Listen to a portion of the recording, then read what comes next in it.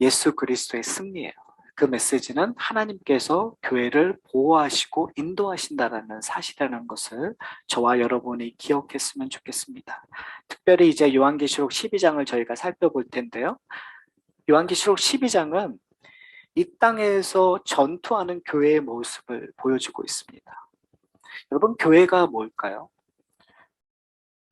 여러분이 생각하는 교회의 모습, 이렇게 딱 한번 생각해 보세요. 아름답고 예쁜 교회, 정말 거룩하고 웅장한 뮤직이 이렇게 들리고요. 그리고 정말 아름다운 옷을 입고 모인 성도들이 정말 행복한 얼굴, 그리고 정말 맛있는 음식과 또 우리가 찬양하고 하는 그런 멋있는 일들을 우리는 상상할 수 있을 것 같아요. 그런데 성경은 우리에게 교회를 꼭 그러한 모습으로만 보여주고 있지 않아요. 특별히 요한계시록은 이 전투하는 남은 자의 모습, 이 땅에서의 어려움과 정면으로 맞닥뜨려서 있는, 어떻게 보면은 전진기지. 정말 제가 저번에 한번 그런 표현을 썼었어요. 막 폭탄은 떨어지는데 저희가 일곱 인을 떼는 거라든지 일곱 나팔을 떼는 때마다 이 땅에 재앙들이 일어나는 것을 볼 수가 있었어요. 그럼 어떻게 보면 그런 재앙들 속에서 교회는 보호받고 있는 거거든요. 근데 그 보호받는다라는 의미는 교회 안만 들어가면 정말 아무것도 다 잊어버리고 정말 행복한 마음이 든다, 그런 의미가 아니라요. 보호하신다라는 것은 뭐냐면 세상과 똑같은 재앙 속에서 고민하고 고난을 받고 어려움을 겪지만 그리스도로 말미암아 즐거워할 수 있다는 거죠.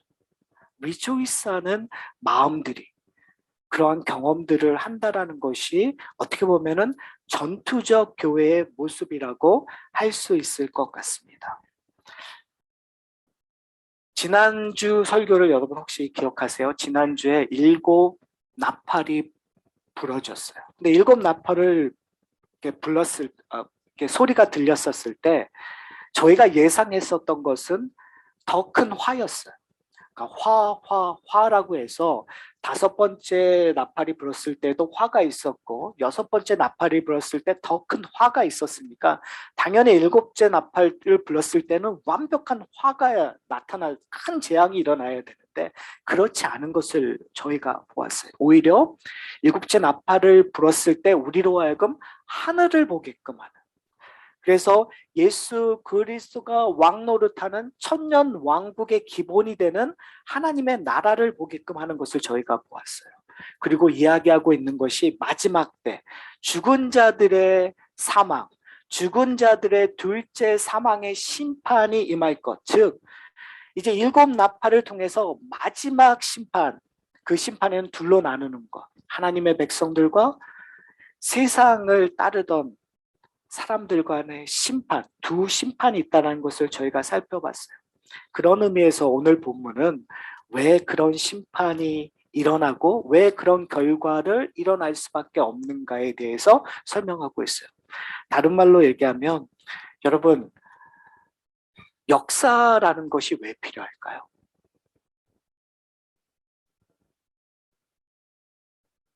여러분, 역사를 왜 공부할까요?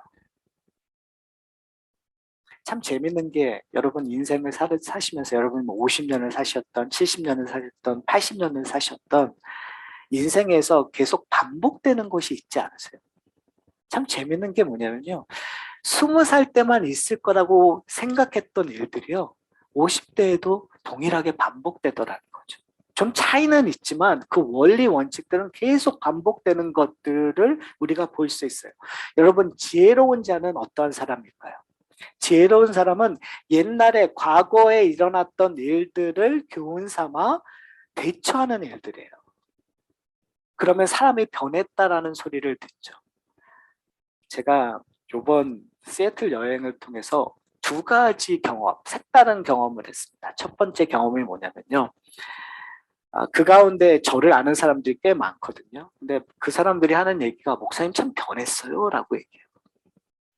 목사님 젊었을 때 참 성질이 안 좋았는데 목사님 정말 할 말 안 할 말 장소를 가리지 않고 그것이 맞다고 하면 막 했는데 목사님 참 많이 변했습니다. 여기서 우리 서로 다른 얘기를 잘 조율할 수 있는 그러한 소위 말하는 평화주의자가 된 거 모습고 참 놀랬습니다라는 얘기를 해요. 그 말 들으니까 좋더라고요. 그런데 그런 일들을 돌아오면서 한 가지 안 변한 게 있더라고요. 이게 뭔지 아세요? 부부. 저희가 이제 25주년, 내년이 25주년이 되는데요. 제 생각에는 1년 때도 정말 저희 부부는 많이 싸웠어요. 그런데 그 평화주의라는 칭찬을 받고 있는 그 순간에도 아내와 티격태격거리는 모습을 보면서 야, 인간이라는 존재가 그렇게 변하지 않더라. 여러분, 과거를 알고 문제를 알면 해결되는 부분도 있는데요. 해결되지 않는 부분도 있더라고요. 해결되면 인생이 참 편해져요. 기쁨을 누릴 수 있어요. 그런데 해결되지 않으면 그러면 참 힘들고 어려워져요. 오늘 본문은 저희들에게 아주 중요한 지점을 이야기하고 있습니다. 그건 뭐냐면요. 구속사에 대한 이야기를 하고 있어요. 오늘 본문은 특별히 이제 요한계시록 12장의 이야기는요. 구속사의 이야기예요. 이게 먼 얘기 아니면 하늘나라의 전쟁에 대한 이야기를 하고 있는 것이 아니라 그 이야기가 왜 시작이 됐고 그리고 그 이야기가 어떻게 완성되었기 때문에 궁극적으로 마지막 심판 때 우리는 하나님 나라의 은총을 받을 수밖에 없는 자리에 있다는 것을 이야기해주고 있다는 사실을 저희가 기억해야 돼요. 자, 그런 의미에서 오늘 본문에 등장하는 인물들이 있어요. 첫 번째, 누구죠? 여인이 등장해요. 두 번째, 큰 용이 등장해요. 근데 재밌는 게 뭐냐면요. 여러분 이제 성경을 읽다 보면 중요한 게 뭐냐면요. 반복되는 단어에 관심을 좀 가지셨으면 좋겠어요. 오늘 12장 저희가 읽은 본문에 반복되는 단어가 있어요. 그 단어는 뭐냐면 하늘에 그리고 이적이라는 표현이다. 그래서 1절을 보면 하늘에 큰 이적이 보이니 라고 얘기하고 있어요. 그런데 3절에 보면 또 뭐라고 얘기하죠? 하늘에 또 다른 이적이 보이니. 이 두 이적은 관계가 있을까요? 없을까요? 있겠죠. 의도적으로 지금 요한은 두 이적을 보고 있는 거예요. 근데 이 이적이 어떠한 일로 벌어지는가가 이제 12장 후반부에 얘기가 되고 있는. 꼭 12장 전체를 보면 무슨 만화 보는 것 같아요. 재밌어요. 여러분 12장은 적어도 요한계시록 전체에서 참 어렵고 힘들지만 요한계시록 12장만 보면 재밌어요. 왜 재밌냐면요. 캐릭터들이 있고요. 그 캐릭터들이 싸우고 있기 때문에 대립하고 있고 결과를 맺고 있기 때문에 꼭 드라마 한 편을 보는 것 같아서 재밌어요. 자, 그러면 첫 번째 등장하는 캐릭터가 인물이 누구죠? 해를 옷 입은 한 여자가 있다고 이야기하고 있습니다. 이 여자는 누구일까요? 제가 요한계시록을 강의하면서 제가 여러분에게 어려움을 주지 않기로 제가 다짐했잖아요. 그래서 항상 정답을 얘기합니다. 이제 제가 요한계시록을 해석했을 때 정답을 먼저 얘기해요. 이것은요, 교회를 상징해요. 여기서 얘기되고 있는 이 표현들은 교회를 상징하는 걸로 여러분이 이해하시면 될 것 같아요. 12별의 면류관은 사실은 12사도를 상징하는 12교회의 면류관으로 여러분 이해하시면 좋을 것 같고요. 이사야서 26장이라든지 이사야서 66장을 보면 이스라엘을 아이를 뵌 여인으로 묘사해요.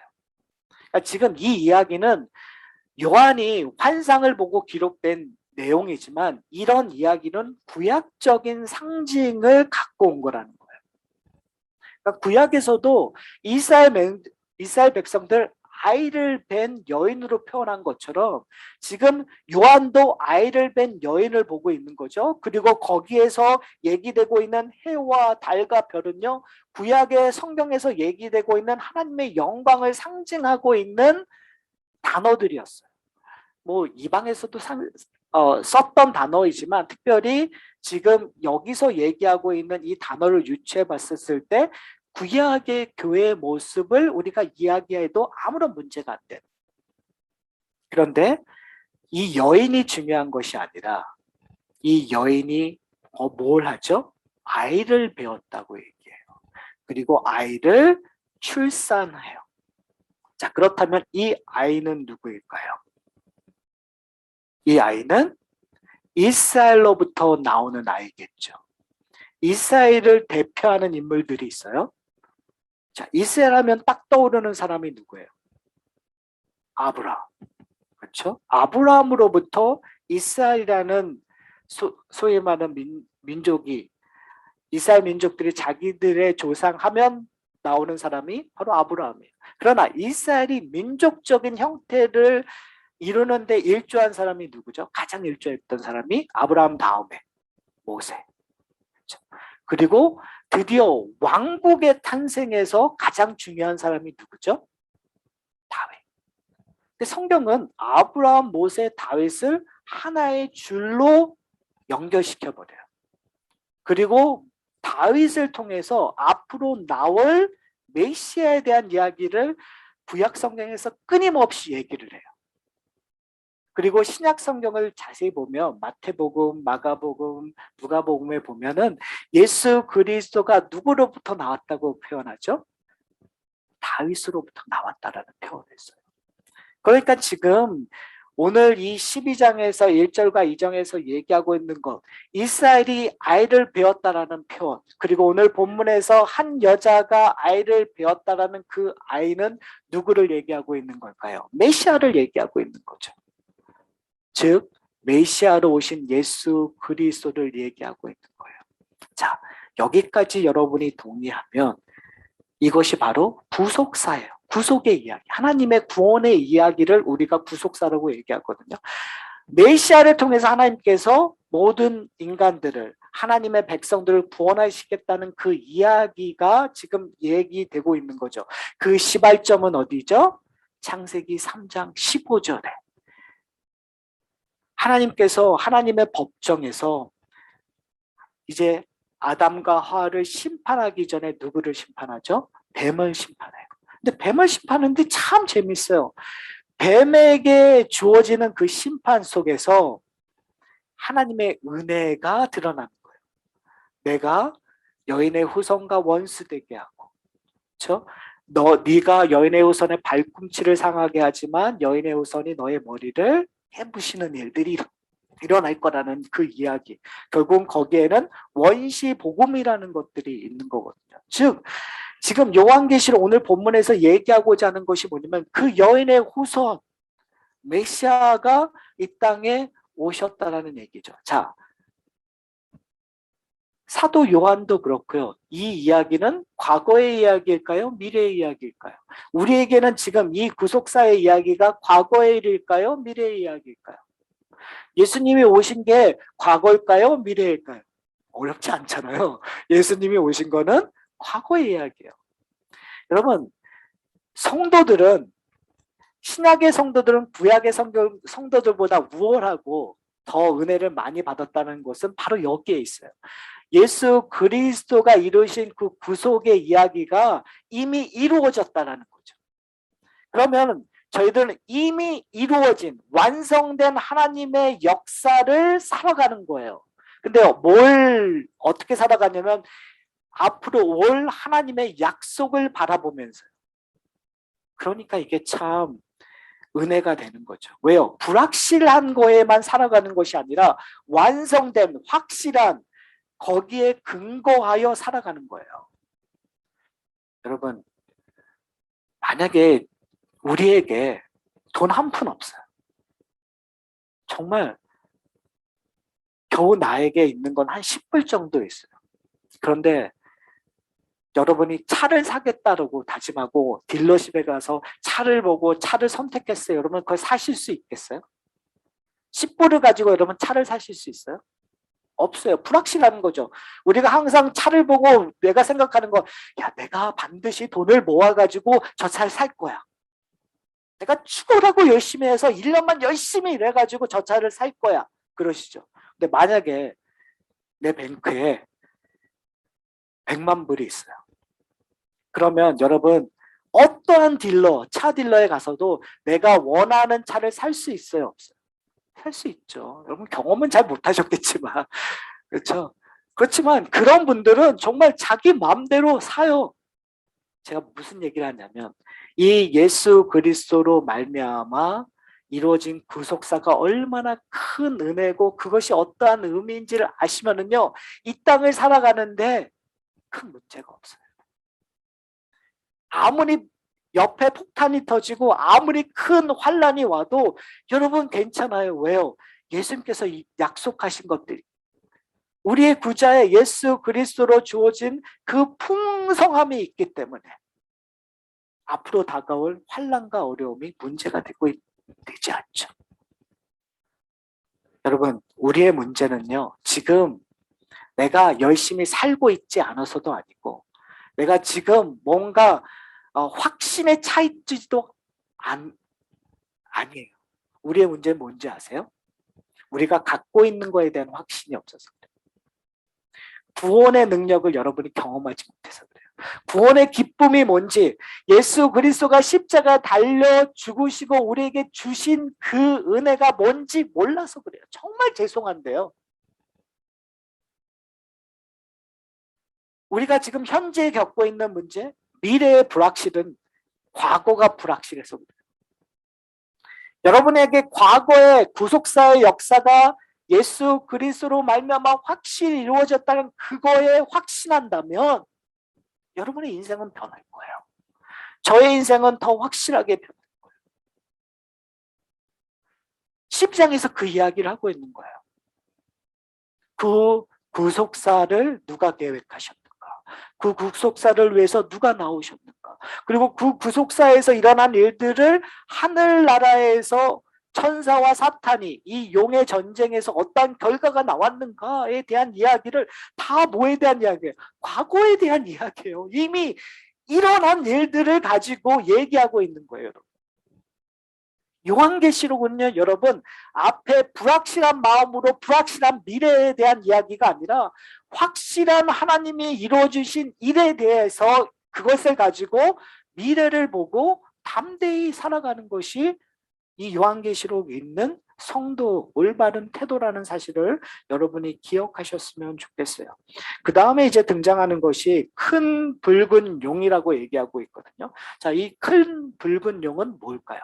이제 조금 있으면 아주 자세하게 설명해줘요. 9절에 보면 이렇게 얘기하고 있어요. 큰 용이 내쫓기니 옛뱀 곧 마귀라고도 하고 사탄이라고도 하며 온 천하를 꿰는 자라. 뭐라고 얘기하고 있어요? 이 큰 용은 마귀라 사탄이라. 근데 그 사탄이 어디서부터 구속사에 어디서부터 등장하냐? 에덴 동산에서 등장한다. 그 에덴 동산에서 했던 일들이 뭐냐? 아담과 하와를 떼는 일이다. 여러분 한 번 하는 짓은 영원히 한다. 사탄이 하는 일은 에덴 동산에서 하와와 아담을 깼으니까 지금 현재 우리를 깰까요 안 깰까요? 우리를 유혹할까요 유혹하지 않을까요? 유혹한다라는 거죠. 결국은 이 옛뱀이라고 하는 이 사탄이 어떠한 파워로 어떠한 모습으로 우리를 유혹하는가를 여러분이 이해를 하셔야 돼요. 근데 오늘 표현에서 보면은 뭘 갖고 있다고 얘기하고 있죠? 여기 보면은 머리가 7이요. 뿔은 10이라. 그 머리에 뭘 갖고 있다고요? 7 왕관을 갖고 있다. 뭘 갖고 있는 거예요? 뭘 표현하고 싶은 걸까요? 여기서 뿔이라 왕관이라 하는 건 다 뭘 얘기하고 싶은 거예요? 권력, 파워를 얘기하고 싶은 거예요. 사탄은 파워를 갖고 있는 자예요. 능력을 갖고 있는 자예요. 우리가 항상 조심해야 되는 게 전쟁을 할 때 승리할 수 있는 비법이 뭐죠? 내가 어떠한 상태인지를 알고 남이 어떠한 상태인지를 알아야 되는 거죠. 자, 우리의 적은 누구죠? 사탄이에요. 사탄이 누군지 알아야 되겠죠. 근데 성도들이 많이 실수하는 부분이 있어요. 성령 충만을 받으면 눈에 보이는 게 없어져요. 우리가 하나님의 그 영광을 받는 순간 눈에 보이는 게 없어요. 그런 말은 뭐냐면 내가 사사로이 판단한다는 거죠. 왜요? 나는 소위 말해서 성령의 충만함으로 말하면 내가 뭐든지 할 수 있다고 생각하는 거예요. 근데 성경은 사탄을 뭐라고 얘기하죠? 세상의 파워를 가진 자다.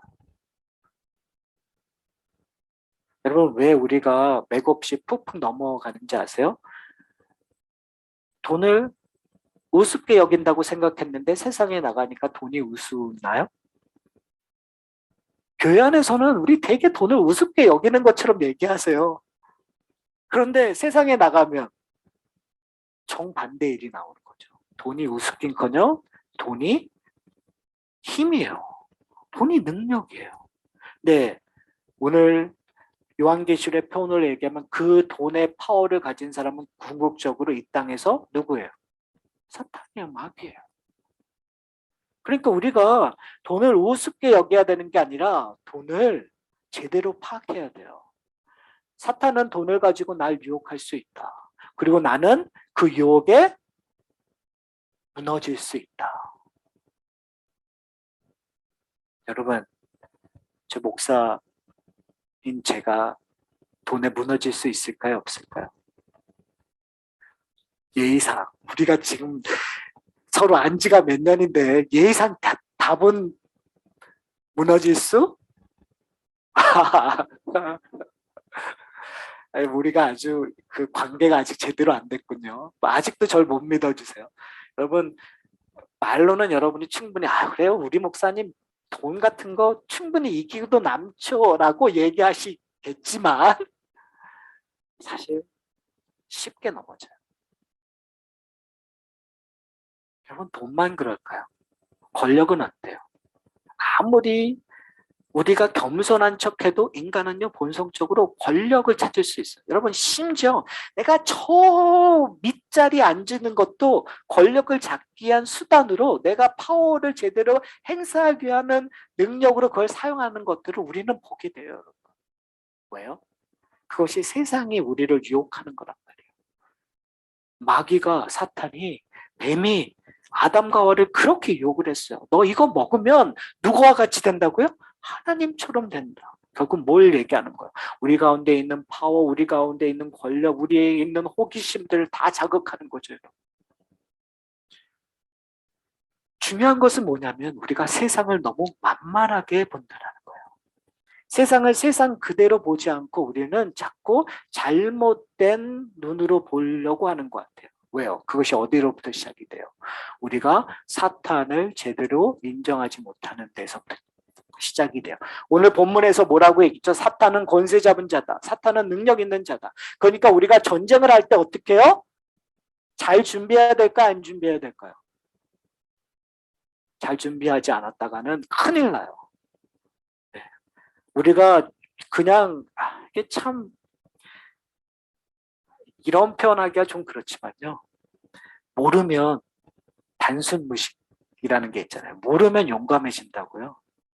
여러분 우리가 소위 말해서 전쟁을 하더라도 내가 용맹하다고 살아남지 않거든요.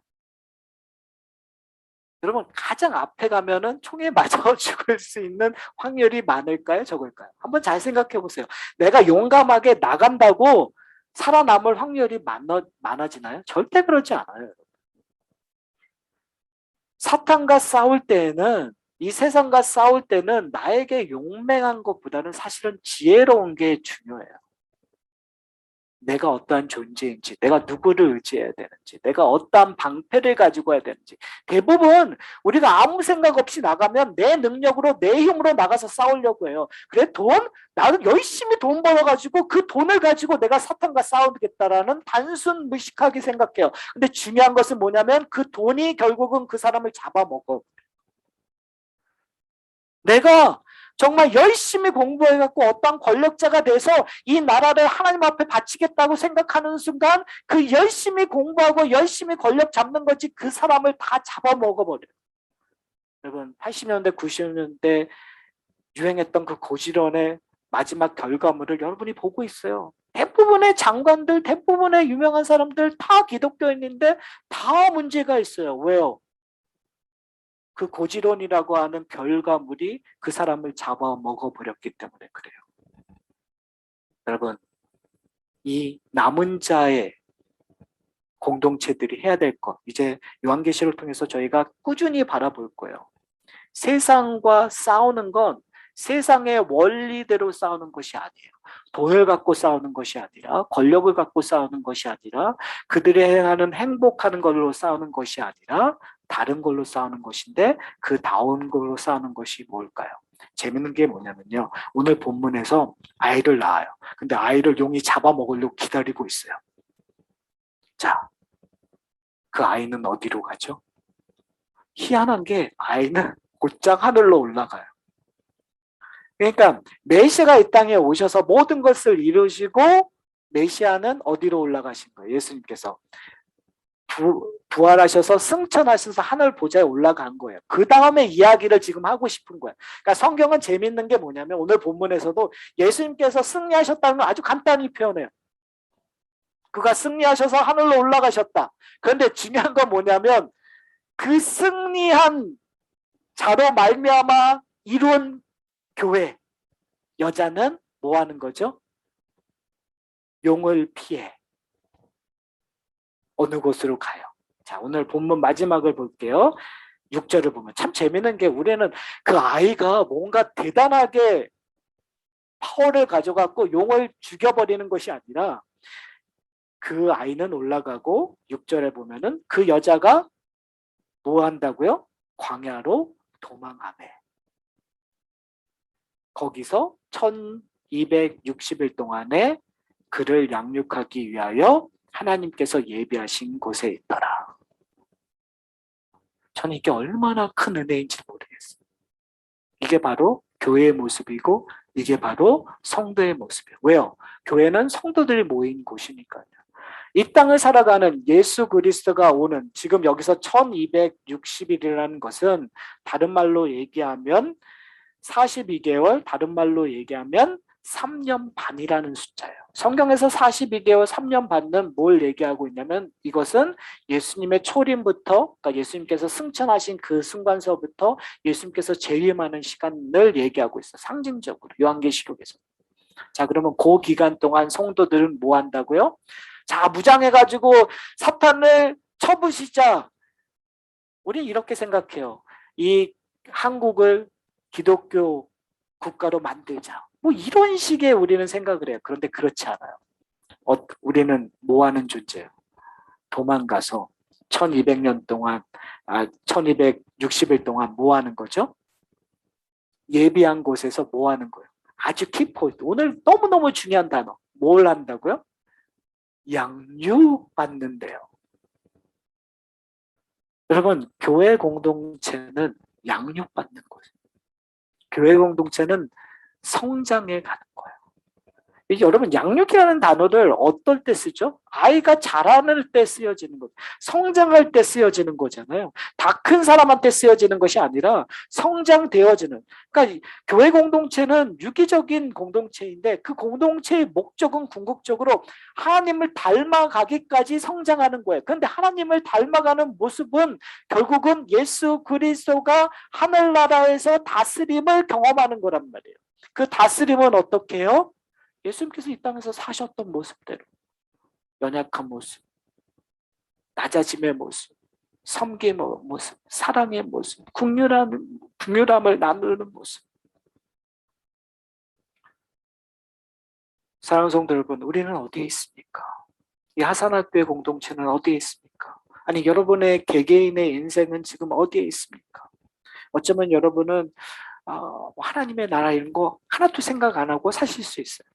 그냥 사는 게 힘들고 지쳐서 그냥 하루하루 하나님 나라 생각 없이 내 야망, 내 욕심에, 내 계획에 따라서 어쩌면 열심히 살아가실 수 있어요.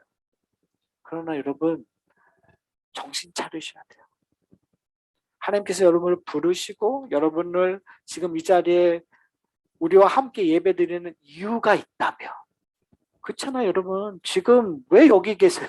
할 일, 밖에 보면, 우리가 할 일, 놀 거, 우리가 누려야 될 거 너무 많은데, 한 시간이라도 지금 이 자리에 와서 우리가 예배 드리고 있다면, 여러분, 그 자체가 너무 심오하고 너무 기적적인 일 아닌가요? 여러분, 너무 익숙하셔서 그게 기적인지 모르실지 몰라도, 여러분, 기적이에요, 여러분. 그렇잖아요. 투덜투덜 거리면서도 오시잖아요. 그 기적이라면, 그러면 그 기적을 통해서 이루고자 하는 목적이 있을 거 아니에요. 그럼 그 이루고자 하는 목적이 뭐냐는 것을 여러분이 답하셔야 돼요, 여러분. 여러분의 인생 속에서 한 번쯤은 고민해 보셔야 돼요. 나에게 주어진 인생의 목표가 무엇인가? 단순히 돈을 많이 벌어서 좋은 집, 아이들 잘 키워서 내가 노후에 행복한 삶을 사는 것이 하나님이 원하시는 목적인가? 만약에 그것이 아니라면 또 다른 목적이 있다면, 그것은 예수 그리스도로 말미암아 주어진 목적이 있다면, 그리고 그것을 향하여 우리에게 주어진 길이 있고 지금 이 시간 그것을 위하여 하나님께서 양육하는 과정으로 내 인생을 삶아가고 있다면, 과연 나는 그 일들을 바라보고 있고 그 일들을 행하고 있는가, 우리는 좀 살펴봐야 될 것 같아요. 그래서 중요한 것이 뭐냐면요, 제가 이번에 다시 한번 느낀 것 중에 하나가 뭐냐면, 저희가 지난 수요일날 제가 보내드렸어요. 종말론적인 공동체에 대한 강의한 내용들. 그 강의한 내용들을 여러분 자세히 보면 하나, 저희가 집중하고자 하는 것이 뭐였냐면, 종말론적인 공동체는 그리스도를 닮아감으로 나오는 행위들이 있다라는 거예요. 행위에서 구원받는다는 그런 얘기를 하는 것이 아니라, 우리가 구원받았기 때문에 우리의 행위적인 결과물들이 있어야 된다는 거예요. 그 결과물은 서로 사랑하고 서로 긍휼을 베푸며 서로 하나님을 닮아가는 데 노력하고 있냐는 거예요. 궁극적으로 하사나 교회 공동체에서 그런 일들이 일어나야 되겠죠. 여러분의 인생 속에서 그런 일들이 일어나야겠죠. 여러분의 자녀를 양육하는 데에서 그런 일들이 나와야 되고, 부부에 가는 관계 속에서 그런 일들이 일어나야 되겠죠. 끊임없이 미안해하고 용서를 구하고, 그리고 용서의 사함을 받고 서로 기뻐하고 화해하는 그런 일들이요, 끊임없이. 여러분, 종말론적인 공동체는 완벽한 공동체가 아니라 완벽을 향하여 가는 공동체예요. 실수하고 넘어지는 공동체예요. 그러나 회복되는 공동체예요. 그래서 양육이라는 표현을 쓰고 있는 거예요. 저희가 보면은요, 천재들이 너무 많은 데에서 저희가 자라는 것 같아요. 한 번 말하면 한 번에 알아듣는 사람들이 많은 데에서 우리가 많이 사나 봐요. 그러시나요? 그렇잖아요.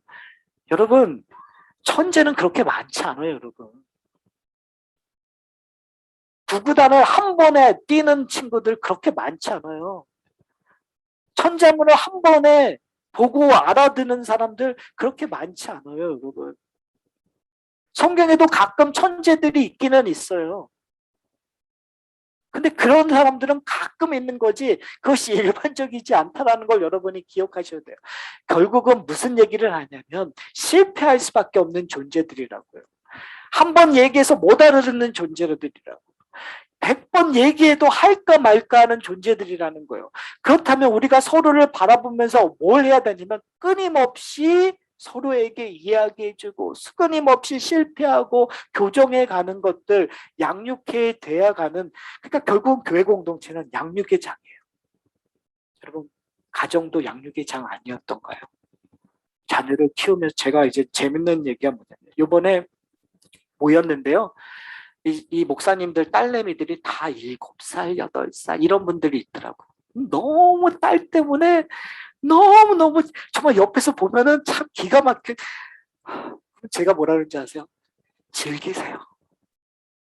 즐기세요. 지금 정말 딸 즐기세요. 이제 막 고통의 시간들이 올 거야. 그 딸내미들이 내가 손을 벌려도 안 오는 날이 있을 거야. 그 딸내미들이 내가 상상을 초월하는 일들을 할 일들이 올 거야. 모르죠. 뭐 즐거우니까요. 여러분, 그 길들 걸어오셨으니까 여러분 웃으시잖아요. 그 웃음은 어떤 웃음이에요? 고통스러움이 나온 결과로서의 웃음 아니에요. 여러분, 그 웃음을 줬다는 얘기는 우리가 자녀들을 양육했다라는 증거거든요. 안 하겠다는 애를 끊임없이 잔소리하면서 얘기했던 거예요. 그래도 안 하지만. 근데 어떻게 해요? 그래도 안 했다고 여러분 자식들을 버릴 거예요? 너 내 자식 아니라고 하나요? 안 그렇잖아요. 그게 양육이잖아요. 사랑하는 성도 여러분, 교회 공동체는 그런 곳이에요. 여러분. 말해서 들으면 그 사람이 이상한 사람이에요. 한 번에. 교회에서 여러분 10번, 100번, 1000번 해야 할 수 있는 게 우리 존재라는 것을 만약에 서로가 인정한다면 여러분 우리 다르게 볼 수 있어요. 여러분 만약에 우리가 내 아들, 딸처럼 서로에게 대한다면 이 공동체는 다른 모습으로 변할 거예요. 그런데 더 중요한 건 우리가 우리의 자녀를 키울 때 제대로 키우지 못했어요. 그럼에도 불구하고 누가 우리의 자녀를 키우셨나요? 하나님이 키우셨어요. 마찬가지예요. 우리가 우리 성도들을 제대로 섬기지 못해도 궁극적으로 이 교회 공동체는 하나님의 손에 맡겨졌기 때문에 갈 거예요, 여러분. 목수가 변변치 않아도 이 교회 공동체는 갈 거예요. 이 하산학교의 직분자들이 변변치 못해도 이 교회는 갈 거예요. 하나님이 원하시는 궁극적으로. 중요한 것은 뭐냐면 그 길에 우리가 참여하게 된다면 놀라운 은혜를 경험할 거예요. 하나님의 가신 것에 내가 참여한 만큼 경험할 거예요. 그냥 방관자로 가면 방관자로서 은혜를 경험할 거고요. 내가 정말 희생하고 내가 최선을 다하여 헌신하면 그 결과를 여러분 경험하실 거예요. 여기에 놀라운 하나님의 은혜와 비밀이 있습니다. 여러분 힘드세요? 교회 공동체를 하여서 지치셨어요? 어떠한 일들에 감당되지 않으세요? 불편하세요? 여러분 그건 여러분을 더 하나님이 원하시는 길로 가기 위한 과정이라는 걸 기억하셨으면 좋겠어요. 그리고 그 모든 과정 속에서 이루실 분은 하나님이시기 때문에 여러분 자유하셨으면 좋겠어요. 지금 못하면 어때요? 지금 안 하시면 어때요? 지금 내가 조금 덜 하면 어때요? 하나님이 하실 거예요. 그런데 너무나 중요한 건 성령께서 우리를 깨달아서 거기에 참여하기를 원하실 때가 있어요. 마음이 동할 때가 있어요. 남들이 하지 말라고 해도 내가 마음이 동해서 제가 요번에 가서요. 하루 왼종일 커피를 내렸어요. 왜요? 마음이 동하니까. 목사님들이 모여서 그런 일들 할 때 내가 서브할 수 있는 게 내가 커피를 계속 아니 3일 동안에 봉지를 4봉지의 커피를 마셨다니까요. 여러분 중요한 건 뭐냐면요. 여러분의 마음이 동하시면 다 하실 수 있어요. 근데 마음이 동하지 않으면 못하는 거죠. 그러나 제가 말씀드린 것처럼 하나님께서 하실 거예요. 중요한 건 뭐냐면 우리가 바라봐야 될 건 하늘나라에서 지금 다스리고 계시는 그 아이, 메시아, 예수 그리스도를 보지 않는 한 우리는 마음이 동할 수가 없어요. 과거에 이루신 예수 그리스도의 십자가와 부활의 능력을 깨닫지 못하면 마음이 동할 수 없어요. 그리스도를 닮아갈 수가 없어요. 이제 설교를 마치려고 합니다. 여러분 정한 시간이 있어요. 여러분이 어떻게 할 수 없는 정한 시간. 1260일, 3년 반. 예수님이 오시는 그날까지 우리의 인생에 남겨진 그날까지 우리는 변할 수가 없어요. 살아야 돼요. 여러분 이 땅에서. 어차피 사셔야 될 일이에요. 어떻게 사실래요? 나에게 뭐 10년이 남았던 나에게 50년이 남았던 여러분 그 인생을 어떻게 사실래요? 그냥 그렇게 사실 거예요. 만약에 여러분 그냥 그렇게 방관자의 모습으로 가면 여러분 정말 많은 것을 놓치면 사는 거예요. 그러나 여러분 성령의 도우심을 통하여 무엇인가 그리스도의 나라에 내가 양육받고 내가 뭔가 이루간다면 여러분 놀라운 은혜를 경험하실 거예요. 그 은혜를 하나하나 찾아가는 그런 공동체가 되기를 소원합니다. 그래서 우리가 마음의 문을 열고 성령의 인도하심을 통하여 개개인도 양육되지만 이 하산학교에도 양육되어 하나님의 놀라운 은혜를 경험하는 저와 여러분이 되시기